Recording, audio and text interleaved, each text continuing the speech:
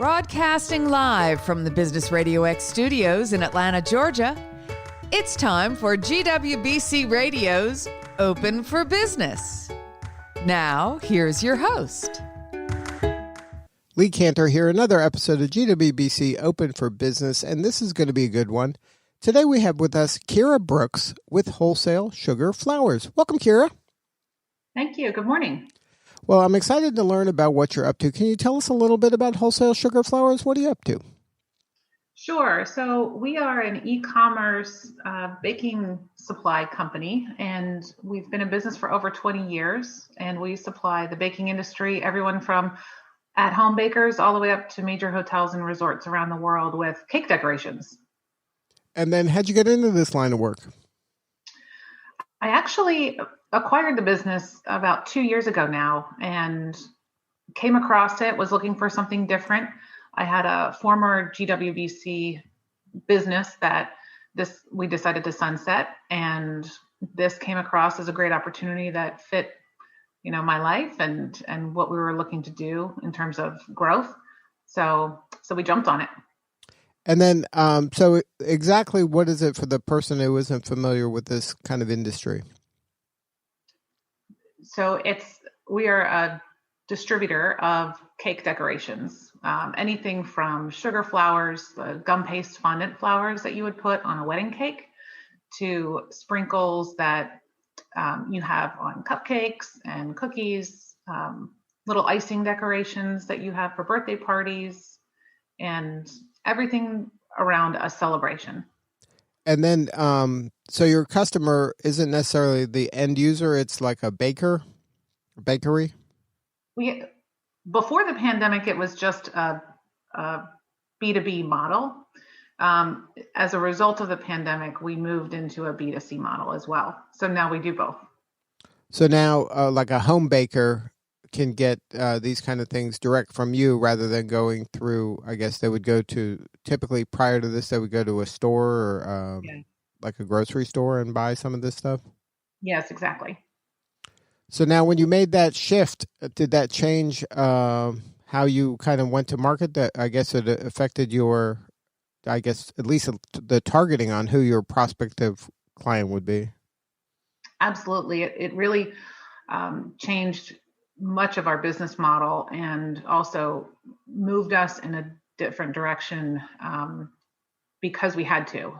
The pandemic was such a shock to us, as many other companies have experienced, and we had to take measured action fairly quickly to be able to save the business and save our employees and continue moving forward. So we knew that there were going to be a lot of bakeries that would not make it out of the pandemic, unfortunately, just because it is such a tight business. There's very thin margins in the baking industry. So the reality is that we were going to lose a fair chunk of customers that we currently had. So we moved into a home model, if you will, and tried to target the at-home bakers.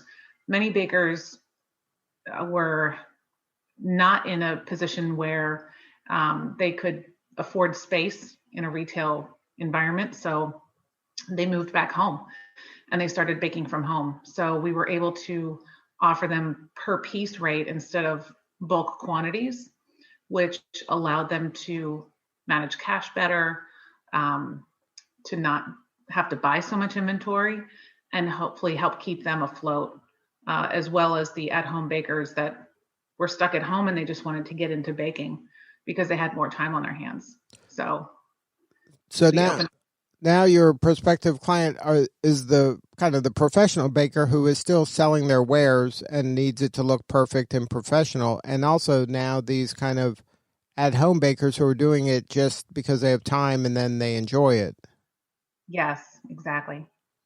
Now, how does the kind of the marketing change when you kind of now you're kind of addressing two pretty different groups. One's making a living, with your product, and the other one is just having fun and, impressing the friends and family.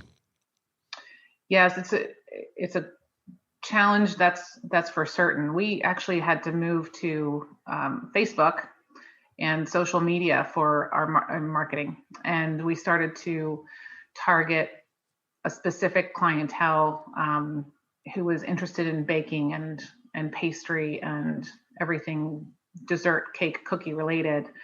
And we found that through social media and the advertising, we were able to introduce ourselves to many, many more clients than we ever expected. So then did that that's an unintended consequence of the pandemic, that now you've opened up a whole new market that maybe you didn't even consider or was on the back burner. Yes, absolutely. We had always known that we wanted to explore it at some point.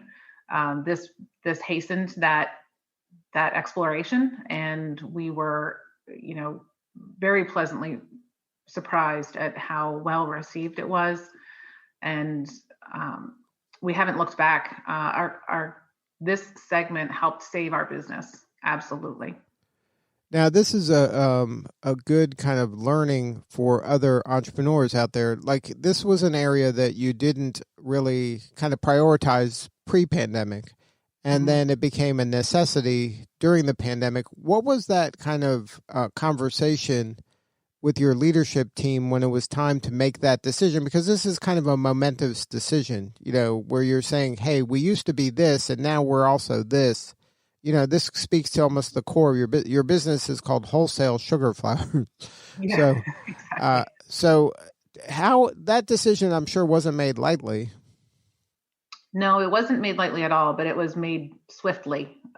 We were in survival mode, if you will, at that time, and we had to recognize that either we could move to where the new reality was, or we could stay and hope for the best. And me being more of an action-oriented person, I didn't want to take the risk to hope for the best, considering that a lot of customers are not only, our wholesale customers were not only retail bakers, but there were also hotels and resorts.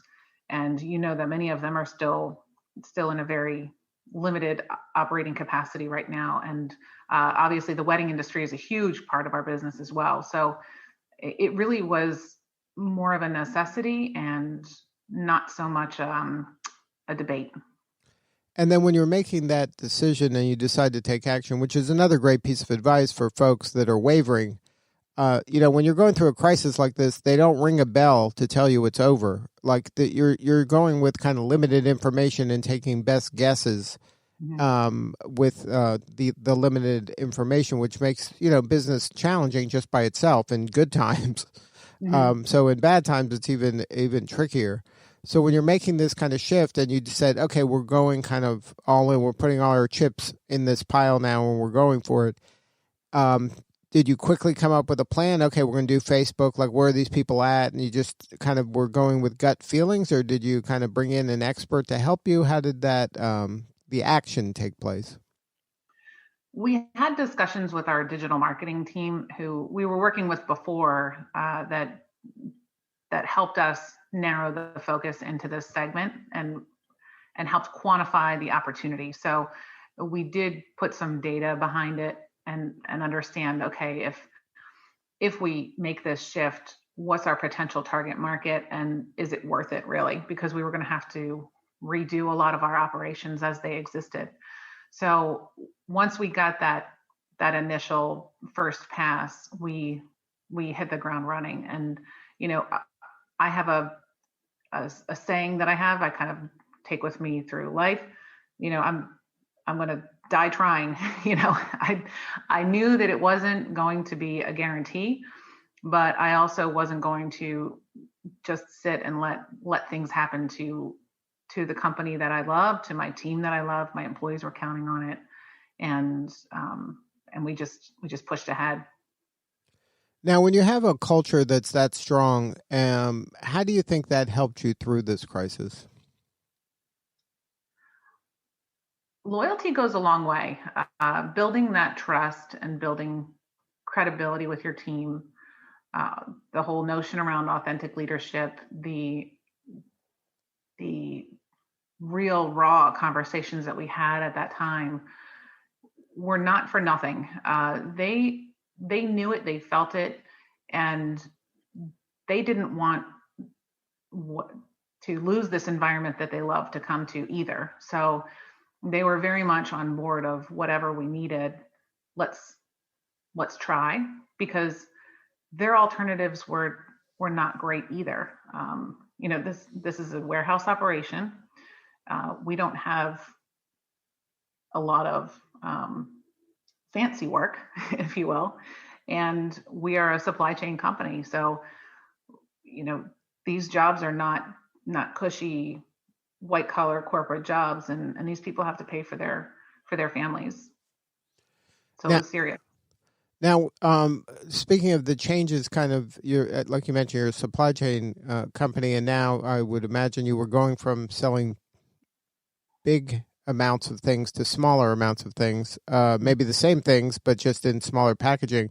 How disruptive was that? Like you were able to handle that kind of shift?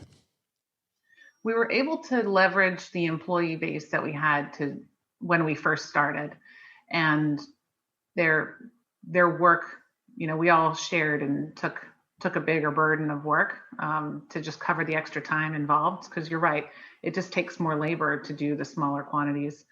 And so once we got to a point where things were starting to look a little bit more consistent and growing, we decided to add more people. So through this, we actually ended up increasing our hiring, and we ended up also increasing our growth trajectory. It's funny how life works, huh? That, you couldn't have planned for this. And I'm sure when you were forecasting this year, last year, it didn't look like that at all. But then this is what I love about entrepreneurship. I mean, people just keep grinding, and they don't, take no for an answer. They just keep finding a way. And it's just an amazing story. And congratulations on your success and able to kind of navigate this rough terrain. Thank you. It definitely had some sleepless nights and some nerves, but like you said, it's all about the grind, and you have to stay focused, and you have to make the tough calls. Now, when you made that shift and you said, okay, because this is a hypothesis at this point, right? You're like, it seems like it should work. We have stuff that people who bake should want, but we've never done this before. How quickly was it before you were getting traction and you were like, you know what, this thing is going to work? Like, when did you start feeling more confident about making that pivot? Our business went to zero on March 13th. That was kind of our D-Day. And by June, the end of June, we had transformed our whole website, moved our model, started the Facebook marketing. So within that, 8 to 10 week period, we started to see things change. By July, we were rocking. We had exceeded our July from the previous year already, and we continued to grow since then. So it was a very quick. Once we got all of our our side organized, it happened fairly quickly. Because it's the business really at the heart of it hasn't changed. It's just the client has changed. And so therefore the packaging and the other elements of that have changed. But the heart of the business is the same. It's wholesale sugar flowers. Like, that part really stays the same, right? Exactly. The heart of it is the same. The thing that we may have expanded on a little bit more is our sprinkles and our sugar crystals and that side of the business. We came up with 50 new different sprinkle combinations just to give people ideas of what to do. So we tried to do a little bit of expansion on that side to become more attractive to the at-home baker who's baking a birthday cake for their kid because they can't have a party outside of their home or something like that. So that really helped us expand into the sugar market on that side, and we saw tremendous growth. We almost doubled that side of the business in the last 6 months. Now, do you find from a marketing standpoint, you have to kind of help them be more creative in terms of giving them more and more ideas, where when it was primarily wholesale, they were the creative kind of driver of this and they just needed the materials? We find that Pinterest helps a lot in terms of giving people ideas. So when people come to us, they typically know what they want to do. We're the ones to help bring that to reality, whether it's a custom sugar flower or whether it's a specific, like I said, sprinkle combination for their particular project they're working on. Now, let's talk a little bit about GWBC. You mentioned your previous business was GWBC member. You were a member there as well. Why is the GWBC important to you in your work? I've always had a passion for women's empowerment and enablement, and I do believe that GWBC gives a platform for people to showcase, for women to showcase their capabilities, and for organizations to find these women. And I do believe that they do wonderful work to try and bring these two parties together. And I've been a supporter for many years, and even when I was in corporate, before I left corporate to become an entrepreneur, I was responsible for a supplier diversity program in my company. So in our department. So it's just been with me for many, many years. And coming from a corporate background, you see the impact that when kind of an enterprise level company partners with a smaller minority or woman-owned firm, the difference it can make in that, the ripples that occur from that kind of generosity is very real. Absolutely. And, women aren't looking for a handout. They're looking for an opportunity to get their foot in the door. And that's all I think that we're asking. And when we saw that on our side, on the corporate side, those companies really stepped up and they really came with interesting ideas and were true partners in the sense that there was more skin in the game for them in some cases. Right. I don't mean to say that this is some charity. I mean to say that just the access that they're giving these smaller folks makes a big difference. Of course. And they don't, I don't think a lot of enterprise realize, like, this is kind of sometimes loose change for them, but it's meaningful dollars for the small entrepreneur. And if you think about the fact that our economy is run mainly on small business, it is very meaningful. And it might take a little bit of extra work on a corporate side because it is a little bit smaller of a book of business. But I think what you get in return is far outweighs it. And goes a lot further. Their dollars go a lot further. Now that kind of hopefully the pandemic is waning a little bit, and then there's a light at the end of the tunnel here, hopefully in the next 6, 9, 12 months or so. Do you feel that your business really is a different business now that there's kind of a lot of more opportunity maybe down the road than that you would consider prior to the pandemic? Absolutely. And, even during the pandemic, we helped companies turn into DIY cookie kit companies. We've helped provide fulfillment for them. We also came up with a new business idea. So there's going to be an exciting new business that comes out of this pandemic because of it. So it's really opened up our eyes to all the possibilities that maybe we didn't even explore fully before this. Right. It's when you're going through a crisis, some folks aren't going to make it, obviously, but the ones that do, when they can kind of stumble upon or discover another aspect of what they're doing and then serve clients through that, it's just really rewarding work. I mean, business is hard in the best of situations, and when you're going through a crisis and you kind of figure something out, that must feel really good for you and your team. Most definitely. And we love to serve our customers. So that's all the joy in the world when we can help them and help them save their business and help them, make an experience special for their loved ones and family. That's what we're looking for. Right. Every time you sell somebody something, you're making someone's day.